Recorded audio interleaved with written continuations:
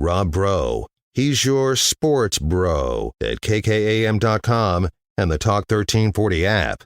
You guys are not doing any pass blocking. You're just stepping aside and letting them walk in. Pop, pop, pop, pop, pop, pop, pop. That's what I want. All of you around that ball. What's wrong with y'all? Y'all play like some little girls. Y'all like y'all never played football before. These guys are nothing. You hear me? They breathe just like we do. Yes, sir. They sweat just like we do. Do you hear me? They went through 2 days. We went through 2 days in 110-degree heat. Yes, sir. I want you to hit everything to move. If the ref gets in your way, you hit him. Okay, then, let's play. But they're cheating us too. They're against us too. This is our team. This is us. Let's go right now. Let's get it off now. Let's go.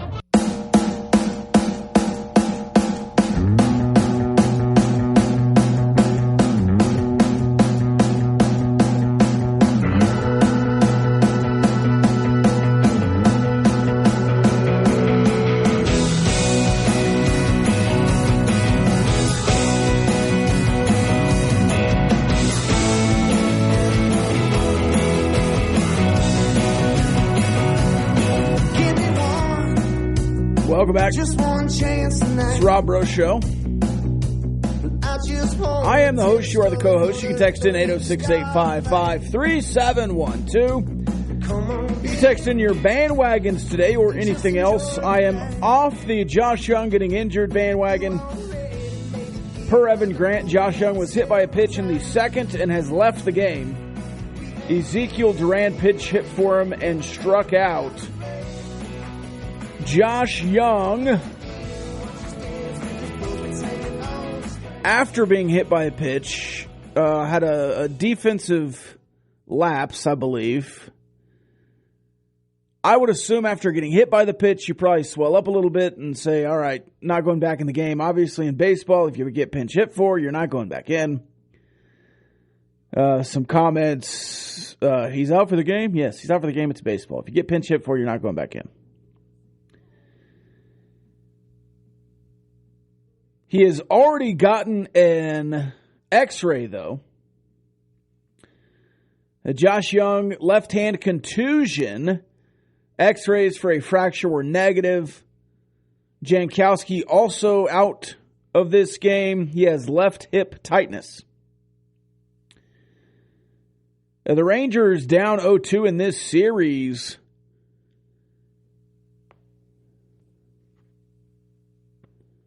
To the Reds, potentially getting swept today. That game is ongoing. Last check, the Reds were up 2-0. It is now 3-2 at the bottom of the fifth. Into the fifth now, 3-2. Jonah Heim due up at the top of the sixth inning for the Rangers. Let's see. John Gray still pitching through 5. They scored 2 runs in the top of the fifth. Nathaniel Lowe double to left.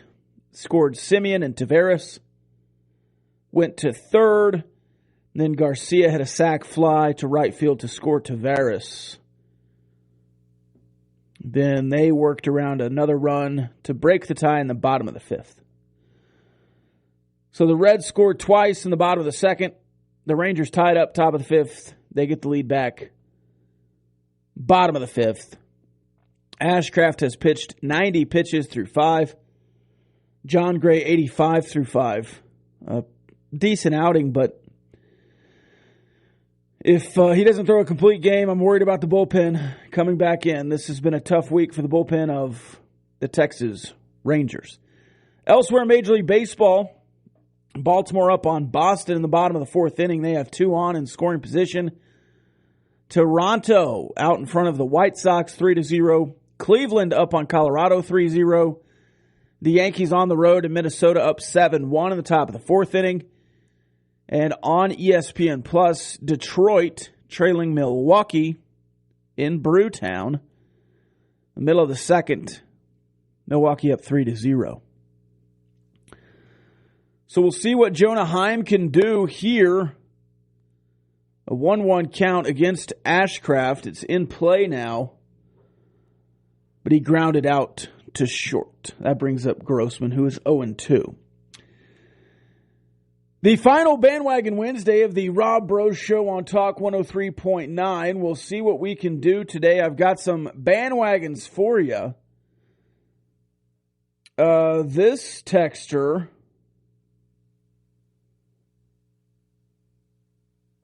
that's from the last hour. Appreciate it, though. I will say this about the Bandwagon Wednesday. If you weren't around for the genesis of it, texters just all of a sudden started getting on bandwagons of things, so we made a day of it. It was sponsored for a while. One of the only sponsored segments here, daily segments on the Raiderland Into the Rob Breaux Show. But it is listener-driven, listener-built, so any bandwagons you want to get on today or off of today, you can. Obviously already on the Josh Young getting injured bandwagon. Off of it, on the not broken hand bandwagon, though. I'm on the raining out when you're down 6-0 to Abilene Christian at ACU bandwagon. Some lightning was creeping into the Coronado baseball game last night that I was a part of. I was sitting outside the press box, so that would have been interesting. No rain, though, and the Lightning stayed at bay, so that game could get completed. The Monterey Lady Plainsmen in playoff action this week. You can listen to that game with David Thetford on the call tomorrow night. I believe at 5 o'clock or 6 o'clock. I'll have to double-check that. We'll get that. I can check it right now. Yeah, Game 1, 5 p.m. Thursday at Tascosa. And then Game 2, 6 p.m. on Friday. Right here on Talk 103.9. I'm assuming if there is a Game 3, hopefully not. Hopefully Monterey will sweep that one. And 2, if there is a Game 3, I'm sure it'll be right here on KKM Saturday morning. They generally are. A ton more action going on. The Texas Tech Red Raiders heading to Manhattan on the weekend. See if these Road Purple Cats are less aggressive than the ACU Purple Road Cats. And you also have Lady Raiders basketball getting new recruits, former 5-star recruits. You have the Red Raider softball team in action this weekend. And a really big series for them to close out the regular season. You also have golf. The ladies golf team going to a regional. The men's golf team will go to a regional after this Big 12 matchup rounds out. Texas Tech trying to do everything they can to hold on to second place. TCU in the clubhouse. But Texas Tech and Oklahoma both kind of struggling down the stretch. At one point, Texas Tech was -3 on the day. They're now +6 on the day. Have just completely exploded on the back half. Texas finished today at +11. They're still on the course, actually. They were up there with you. They've moved down a spot from 3rd. TCU moved up from 5th to solo 3rd. Two teams in Texas and Oklahoma State tied for 4th. Kansas State Baylor tied for 6th at 41 overall. +41. Kansas +43. West Virginia +59. Iowa State +66. They shot a .299, a .300, and a .290 as a team. But it really was that Oklahoma round 1 where they shot a .275 and nobody else shot better than a .286 to have a huge lead after round 1. Then they shot a .279. Oklahoma State gained some ground, but nobody else besides Oklahoma State shot even close. 5 shots back. Texas Tech in that second round. Actually, Baylor was pretty good in that second round, but it didn't matter because they were so far back anyways. Gained some ground yesterday. Texas Tech won round 3 with a .279. And, of course, Ludwig Aberg dominating. He is 10 strokes ahead through 12. He's shooting 2 under today. On the individual leaderboard, he is -16. -6 is Jonas Baumgartner. Brian Stark from Texas at -5 overall. And Drew Goodman, who was the leader after day one, tied for the lead after day one, has since shot a 70 and a 72 to be at -1 through 13. So Aberg dominating. Texas Tech Golf not quite dominating this weekend. But it doesn't really matter what Texas Tech Golf does as the number 5 team in the country currently. They'll be in a great spot to be in the NCAA tournament and host a regional. Or not host a regional, but be in a good spot to be in a regional. That'd be cool if they hosted a regional. I don't know how that works. Hey, Rob, lovely day, ain't it? Surely seemed good when I was outside this morning. I haven't been outside in a while. Graham Ashcroft deserves to be persecuted for his violent assault on Josh Young in the second inning of today's Rangers-Reds game. I want full charges brought up as soon as possible. Regards, Pollo Grande. Yeah, I agree, man. Assault charges, assault with a deadly weapon. This guy needs to be arrested, booked, charged, persecuted. All of the above. But do have some good news there that it's just bruised and not broken. They thought it was broken. That would have been much, much worse. We said we were going to give some thoughts at the end of the show. Kind of ran out of time on that podcast that broke yesterday with Elijah Fisher. If you want to read Lawrence Odiase's thoughts that Ryan alluded to, you can find him on Twitter, at Lawrence Odiase on Twitter. But I want to focus on the Marcos Santos Silva comment on the YouTube channel just quickly, because it was basically not surprised. He got mad at me for my shot selections, and he lied to get me back for that final year. I don't know what Santos Silva was told to come back, but once they recruited O'Banner and Williams, Santos Silva was the third big.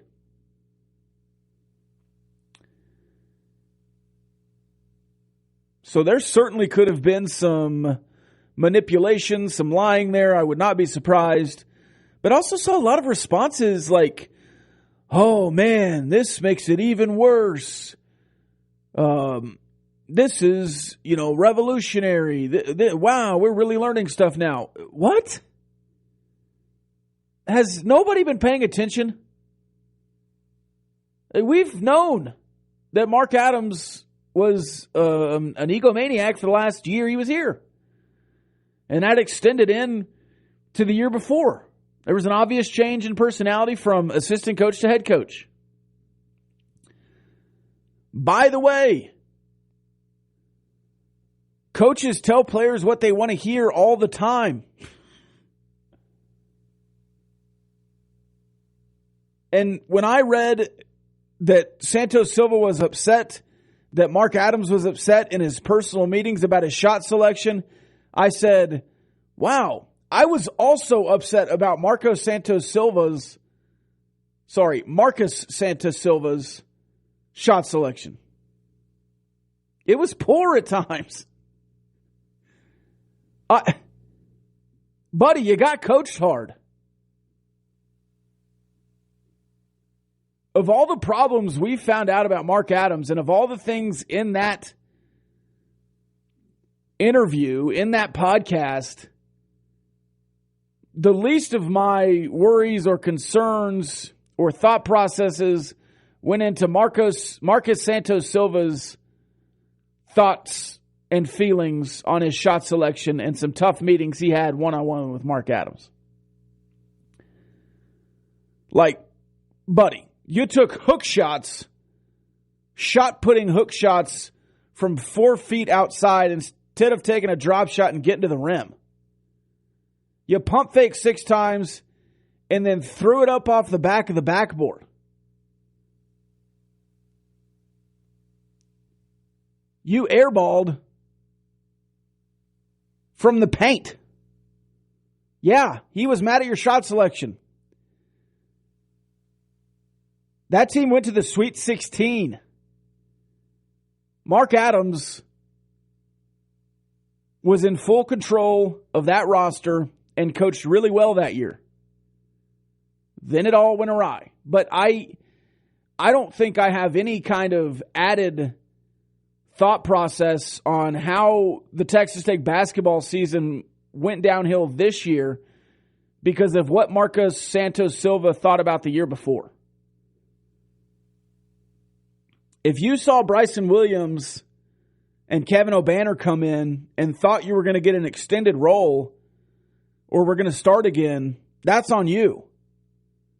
And Mark Adams might have said, absolutely, you're getting 25 minutes. We're going to run the offense through you. Yada, yada. Yeah, you should have known there, guy. Now, a lot of the stuff with Elijah Fisher I'm much more concerned with. But, again, Mark Adams is gone. He's gone. He can't hurt you anymore. I'm talking to the fan. He can't. He's gone. He can't hurt you anymore. And the steak and salmon thing, yeah. Some of the jokes were funny. Some I thought people were legitimately latching on to. I saw comments, oh, he's talking trash about Lubbock. Yeah, not everyone likes Lubbock. If I moved to Toronto as a 33-year-old dude, I would also be homesick, especially if I never left the campus I was on in Toronto and didn't explore the city at all. I'm not going to blame him for that. All right.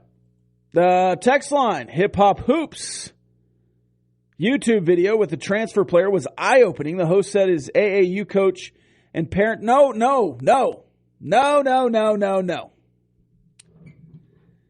That is not what happened. Okay, so people are just looking at clips and not getting the full context. Elijah Fisher commented that he bought in and just put his head down and worked hard and could have transferred mid-year but stuck around and played and tried to do what Mark Adams wanted him to do. And then the host said, a lot of five-star recruits could do this, but you didn't. That's all he said. He didn't say you should have.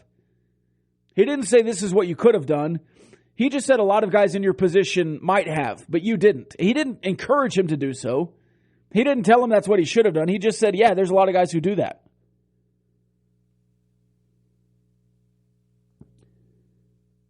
And I thought Marcus Santos Silva bought into his role here, but now 2 years later is all of a sudden finding all this stuff to say about Mark Adams and his time because now he can because Mark Adams is gone. But he didn't say it before this year. I just think that's a little strange. Let's take a break. When we come back, more baseball, more action. It's the Rob Breaux Show. Talk 103.9 News Money Sports.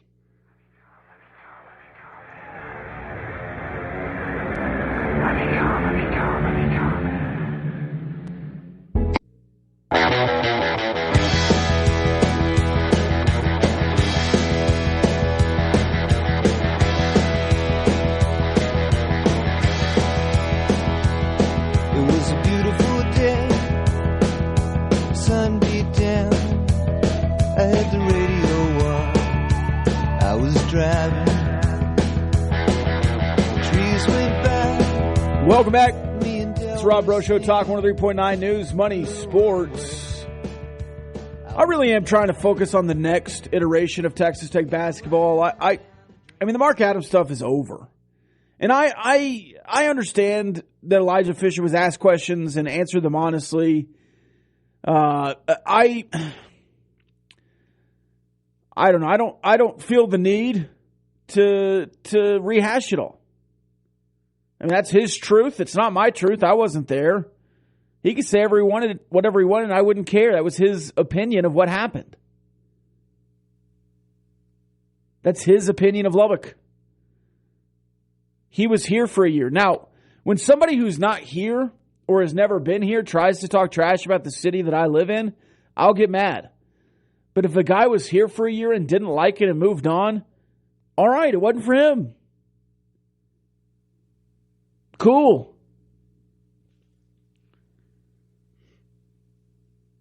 Especially in the world of college basketball, where it's all one-year contracts anyways.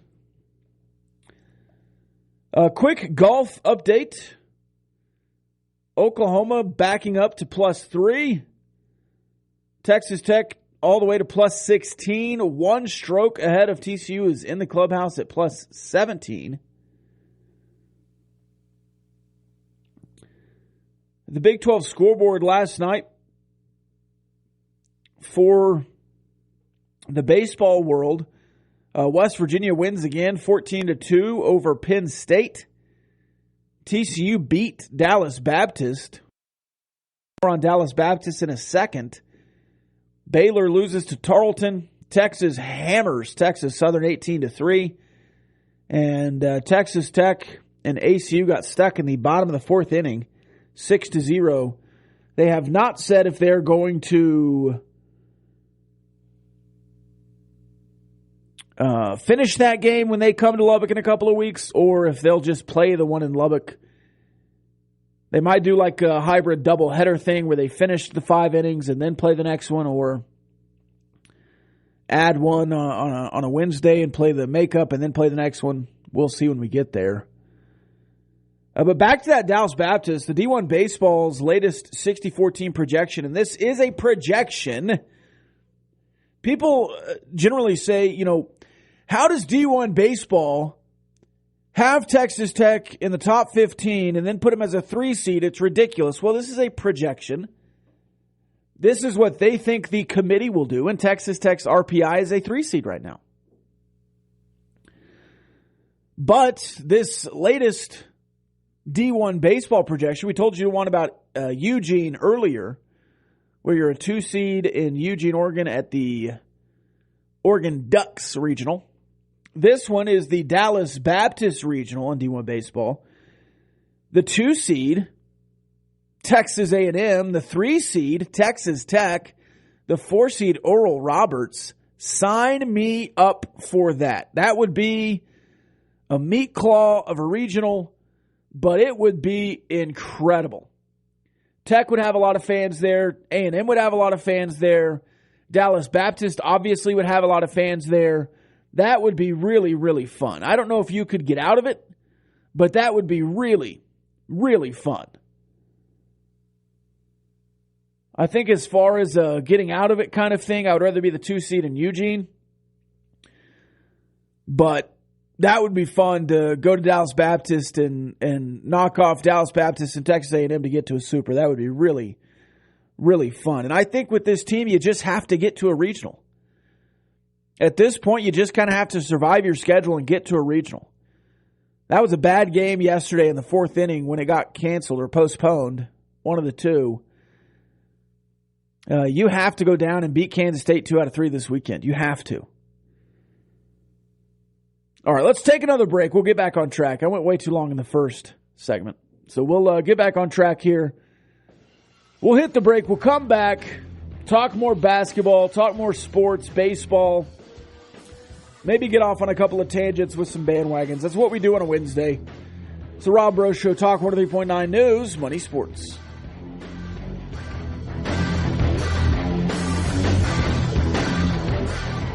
.com.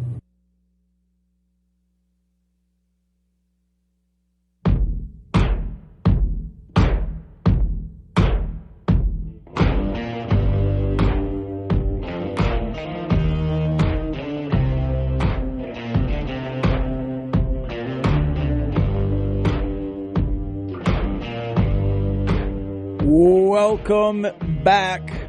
Rob Breaux Show, Talk 103.9 News, Money Sports. The Texas Rangers, top of the 8th inning, no outs yet, still down 3-2. John Gray pitched through the 8th inning.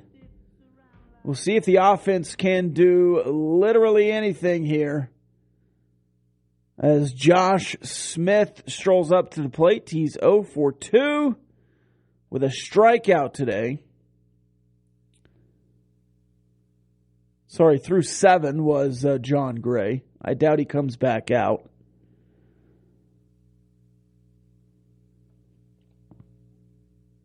Oh, no. See, the Gamecast lied to me. Spores pitched the 7th. See, that's what I get for trying to do two things at once here. Golf update. Plus 17, Texas Tech trying to stay at least tied for second now. Now, you don't get like money or anything, and it doesn't really matter. If you don't win, you've lost, really. I guess there's some bragging rights between the TCU team and the Texas Tech team if they can stay in front, but it is what it is. This texter, entertaining a slow sports season with only baseball, golf, post-NFL draft. How do you handle it? You know, you just show up with your lunch pail and do your job, man. We figure it out. A lot of Mount Rushmores, a lot of sports radio debates. You know, the First Take and stuff, that was born from summer sports radio, and now they just do it year-round. But you find things to talk about. You find debates to have. You do what you do. Dear bro, how are you? I am fine. As a kid, I'd only draw sports logos that were easy to draw. The original Double T was easy to draw. Nobody can draw the 90s Double T. Can we level the bevel once for all? You know, maybe I'm just showing off my artistic prowess here, and it's the 2000s Double T. I think that came about in the year 2000. But once you kind of figure it out, and maybe it's easier for us 90s kids because we drew that stupid S, made it a 3D S, you know, where you draw the 3 lines and then 3 more lines, then you connect them. Same kind of deal. You just kind of have to know where the shadows and the bevel goes, and you kind of just connect the lines in there. Or you could always go with the classic tracer paper, which seemingly was a staple there in the late 90s as I was drawing. Early 90s, late 90s. You kind of do the tracer thing. Did anybody else have the light-up desk, lap desk, where you could put a photo in there and then you get some like see-through paper and put it on there and then you turn the light on in the desk and then you could trace around? That was fun. The light bright, you just stick the little clear beads into the light board, the pegboard, turn the lights on, have a logo there. I did try to draw sports logos. Everything I did pretty much growing up was sports. It's like my one personality, generally. I was in band, did some duet acting, but I was Mr. Beaver in a production of The Chronicles of Narnia. I need to find that tape. That was, you know, no offense to the cast or the crew or the teacher over there. That was the worst one act play ever done by anybody ever. And we went out and, you know, we tried. But the set was something else. We built the set ourselves. The wardrobe was a mangy-looking piece of quarter-inch plywood that we had to set up and fold out. The door opened, but I don't know how it stayed up. That was a time. This texter, I liked drawing the Oilers' old logo. Yeah, the old oil derrick. That was a good one. We're talking about uniforms on the Raiderland. Some bandwagons for uniforms that I'm on. I agree. I think the Texas Tech football team should go back to the classic look. You don't have to get a new uniform. You have them all. And if you want to stay with a 3D double T because that's what the university does and you want to stay brand consistent, just put the 3D double T on the helmet that you wear with that throwback look. It'll be fine. It'll look great. The white and red combo, the red and white combo, the black and gray, the black and white, the black and black. It all looks way better than the guns up stripe on the shoulder and all that stuff you do now with the tiny Texas Tech across the chest. I mean, it is striking how much better those Under Armour throwbacks look than the current Under Armour Tech uniforms. And they don't look bad because it's black and red looks really good, especially on TV. The black, red looks really good. It's not something I would go to a lot, but it does look really good. Black, red, black, white, black. All of your combos just look really good. It's just the uniform is, it's just all right. And I do appreciate that Texas Tech has had the same looking uniform for going on a decade now. Now they wear a different color every week, but it's been a similar guns up stripe. They've changed it in small ways.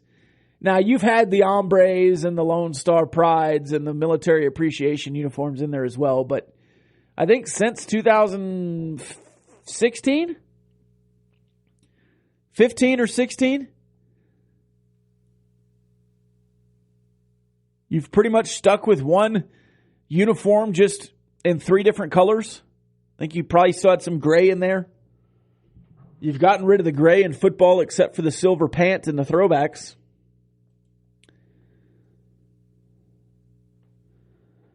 This texter says, our pants have too wide a stripe. We need the skinny Alabama stripe on the legs. Yeah, the stripe, and it's split down the middle. Yeah, they're bad. I was trying to be nice. I don't want to offend the football program if they're listening. I like the uniform. I like the logo. I like the overall look. I like the color scheme, scarlet and black or red and black, whatever you want to call it. Looks really good. I want new uniforms, though. I wish you could have done it last year with the first year of the new program. And maybe this year you have the same uniforms again, but you finish really strong and are really taking a step in year 3, and you come out in new uniforms and you win the Big 12 and everything's fine. That's a good story too, but I would like to see Joey McGuire whittle down the uniforms a bit. If you wore the same uniform on the road all year long, I would be very happy. Have one road look. Black helmet, white uniform, red or black pants. Do that all year long. And if you want to be cool and mix it up at home, fine. If you want to do the blackout or a red uniform every once in a while, if you want to do the throwbacks at home, cool. But just pick one on the road and whittle it down and look like Texas Tech all the time. I would love that in Texas Tech football. You know, in baseball, you have a Friday uniform, a Saturday uniform, and a Sunday uniform. Or more appropriately, a weekend game 1, weekend game 2, weekend game 3 uniform. I would be all in on settling on a couple of uniforms and just wearing them all year long instead of finding some new combo every game.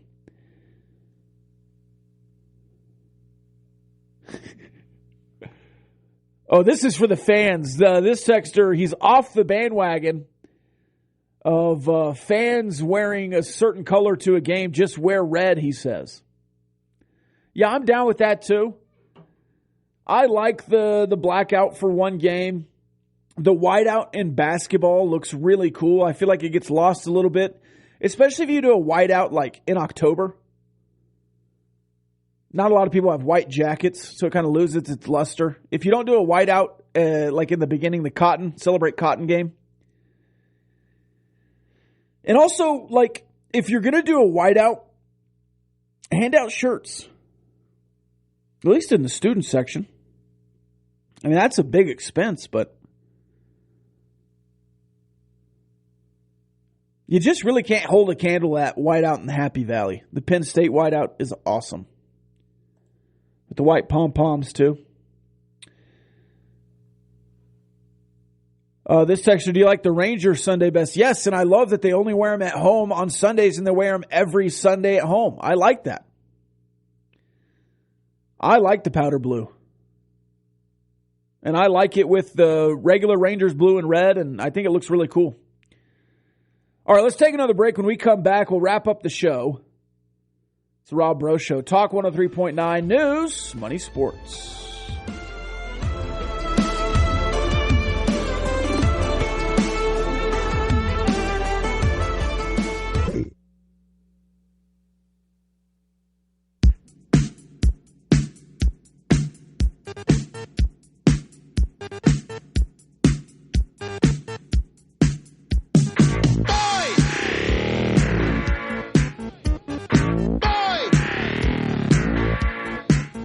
Welcome back. Now in the street there is violence, and lots of work to be done. It's the Rob Breaux Show. Talk 103.9 News, Money, Sports. Texas Tech Golf now in danger of finishing in fourth place. They're all the way to plus 21.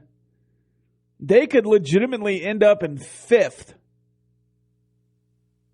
Just an absolute meltdown. TCU finishing best on the day at -1.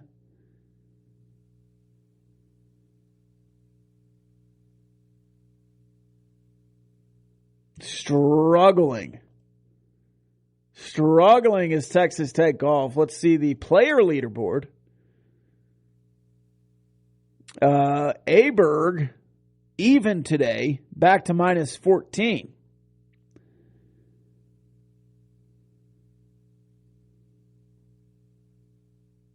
So that even will be his worst round of the week. Tough. But if you're even and that's your worst round of the week, that's pretty damn good. Hey, Rob, can you quickly speak on what's happening in Colorado with Coach Prime? Just did their spring game, and now a bunch of players are leaving like it's the book of Exodus in Egypt. Over 50 players in the portal. Yeah, I can speak quickly. He told them to leave when he got there. Why are people surprised? Now, I am 100% okay and into a coach coming and completely flipping a roster. Is it going to be incredibly difficult for him? Yes. Is it his prerogative to tell guys that they don't meet his standards? Yes. Are there 1,000 players in the portal that he could get to come to Colorado to replace those 50? Yes. It is really hard to win Power 5 football games without a complete roster. Kansas was under the scholarship limit for several years, and they stunk. When they finally built their roster back up to the scholarship limit, they went 6-6.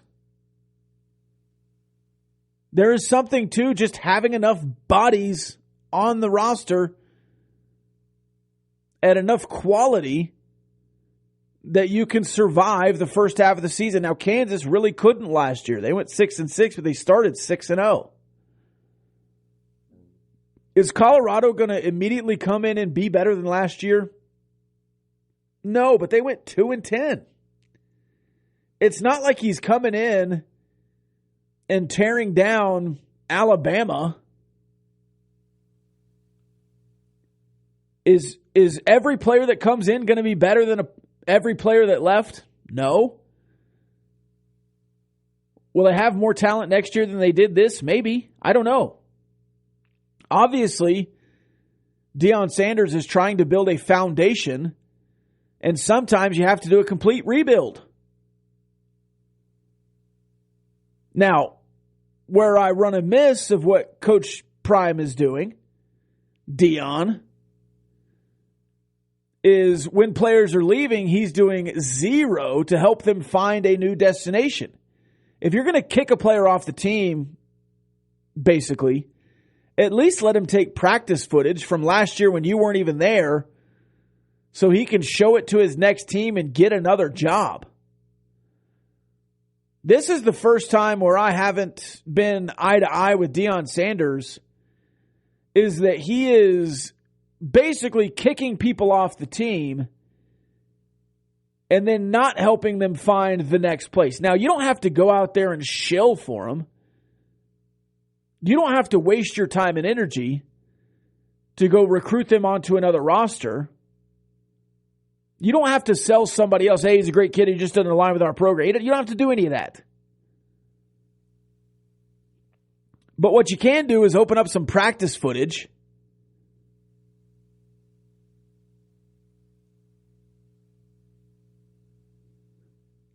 Hell, if it's from last year, nobody's on the team this year anyways. It's not your offense. You're not running that offense anymore. You're not running those plays. Nothing on there is going to be a hindrance to your future team.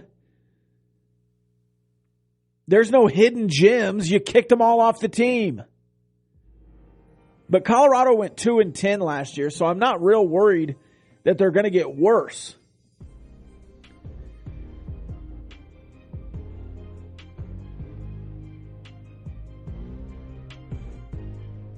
That receiver at Colorado was so good on Saturday, he also entered the portal. Yeah. Do you know who he played against on Saturday? Colorado.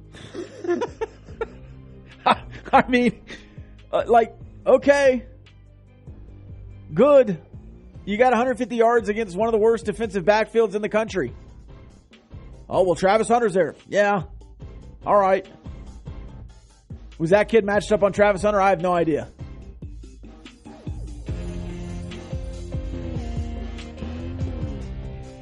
This texter says, today's show sounds like your Festivus airing of grievances. No, we have a good time here. I'm in a great mood. I'm going to try to go get some Rojinho barbecue if they aren't sold out already. They might be. This was the final Bandwagon Wednesday of the Rob Bro Show as part of the Talk 1039 family. 2 more shows left. The next one, the Raiderland, tomorrow, 11 a.m. I've been Rob Bro. Be Rob Bro. We will see you then. The views and opinions expressed by the participants on this Talk 1340 program are not necessarily the views of Talk 1340, its advertisers, staff, management, or Town Square Media.